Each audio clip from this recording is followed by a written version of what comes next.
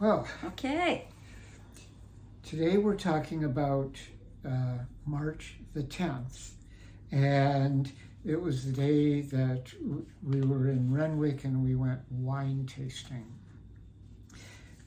And we started out by going right around the corner to the tasting room for Gibson Bridge. And there were our host and hostess, Julie and Howard, and they were so enthusiastic. Yes, and they were our Airbnb host and hostess. Right. And we also had the cellar door for Gibson's Bridge. But one of the things I wanted to say something. You can't remember what you wanted to say? Oh, they gave us a free tasting. Yeah, they gave us a free tasting. So that was part of the deal. We got a free tasting. And yeah, it was, we had all sorts of things. They talked about how they got into it and how Howard had started with these vines that he'd gotten from this Croatian person, and he started out with this Gewürztraminer that is really unusual, and it ferments as a dry wine as opposed to like the German varieties of it. And then he got into the Pinot Gris that I think he also got from the same Croatians. Yeah, I don't know. He got it from some people that were 5 generation and had those vines, and the kids didn't want it and were selling the vines off, selling the land, and he bought the vines off of them and planted them at his place. Right. And so this is when he got into the Pinot Gris. Right. And that's what he's really made his passion is particularly the Pinot Gris. Right. And he talks about how he prunes them and how he only has 2 short twigs, while everybody else has 4, and how it affects the yield. The quality of the wine. Quality, but he loved it, and the wines were wonderful. 2 of the wines that we tasted, we also bought, and one of them was a Pinot Gris that he did a wild fermentation on. So he didn't add any commercial yeast. He only used the yeast that were on the grape itself. And it's so much more complex. It's delicious. Yeah, it's You can wonderful. call wine delicious, which you can, I guess. It was really good. Right. And then we also purchased the Gewürztraminer dry wine, which was wonderful. And of course, we had just drunk a whole bottle of the Pinot Gris Reserve. So, well, half a bottle the previous night, and the other half the next day, that day. So that was our first wine tasting. Then we went and got our bicycles and rode up to Marlborough Valley, Right. which we buy all the time, I think. Where do we get that? Do we get that at Costco? I think so. I think so, yeah. And we had lunch there and drank some of their wine. Why don't you talk? I've been talking way too much.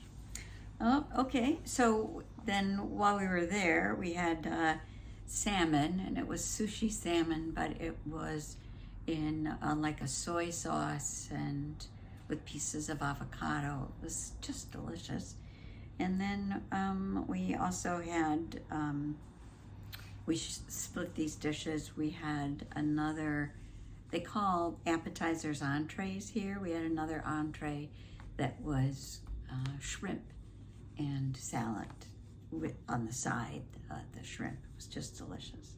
We don't have any pictures of that. No pictures of But that we do one. have pictures of the salmon.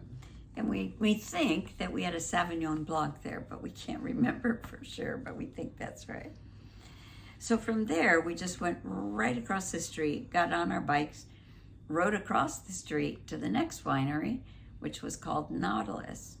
And Nautilus, our Gibson host, told us is owned by Australians, which is kind of interesting.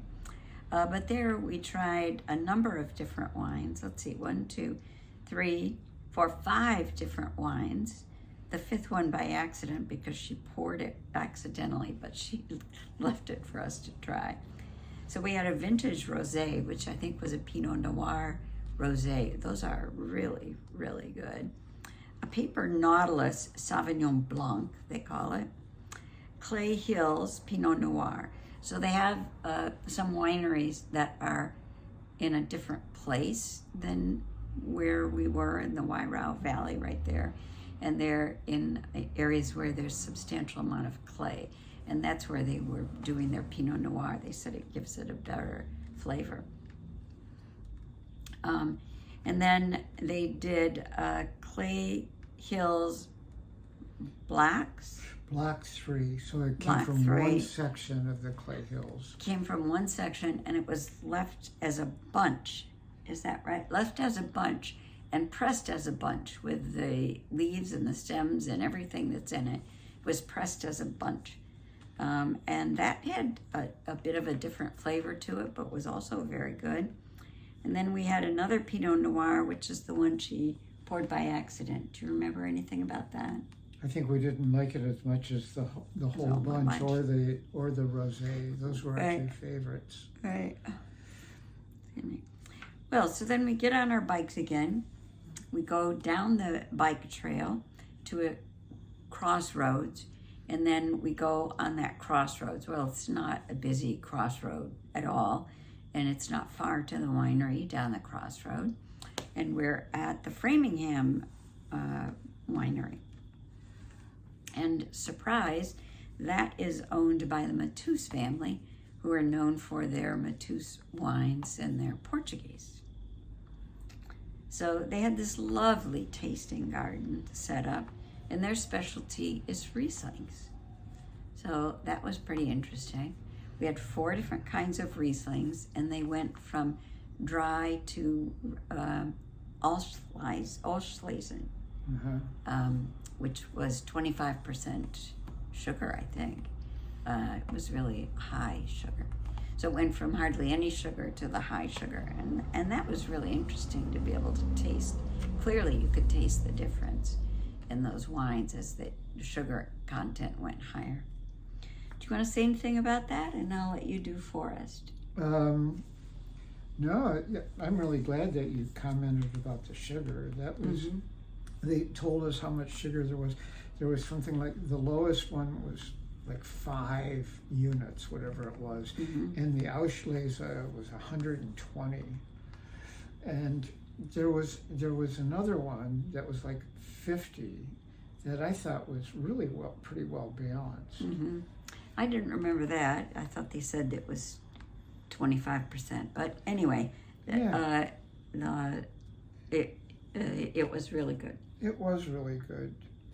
And then we drove down the road, rode down the road. Yeah, we crossed back over the street, busy street, and got on the bicycle path again and rode down to the next one. Yeah, to a place called Forest.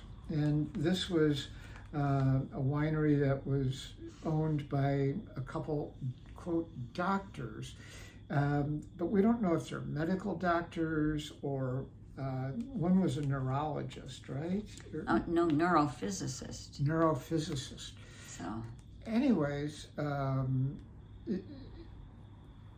their claim to fame was that they wanted to come up with a low alcohol wine that didn't have to be chemically treated or anything in order to get the low alcohol. And they have developed a pruning technique where they can prune back some of the the canopy Mm-hmm. and get a lower Canopy. alcohol wine. Mm-hmm. So they call these their doctor's wine. Mm-hmm. And they had a set thing where they gave a tasting of 7 different wines. And one was a rosé, another one was a Sauvignon Blanc, another one was an Albarino out of Galicia. There was a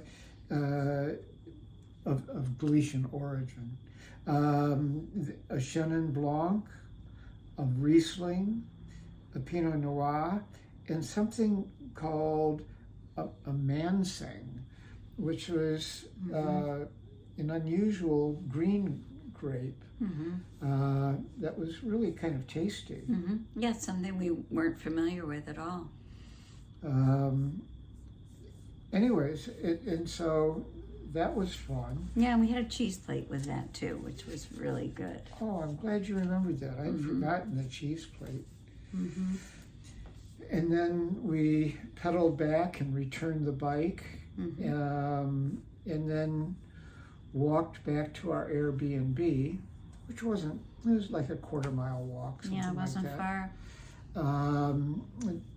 Talked to our host for a little bit, and then walked to a pub in Renwick,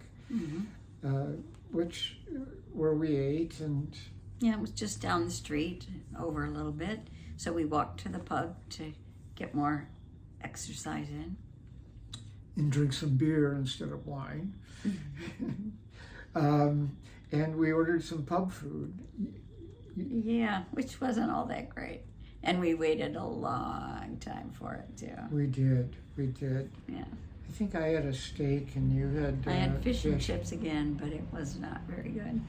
But there were a lot of local people in there, and one guy was kind of there a were. real character looking. Yeah. He had this knit tam on his head, and A little bit of a big belly with a cable knit sweater that didn't quite cover him, shorts, and he was barefoot, walking around barefoot and holding a beer.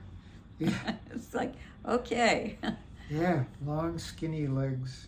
Anyways, that was our wine tasting day. So, Yep. Love.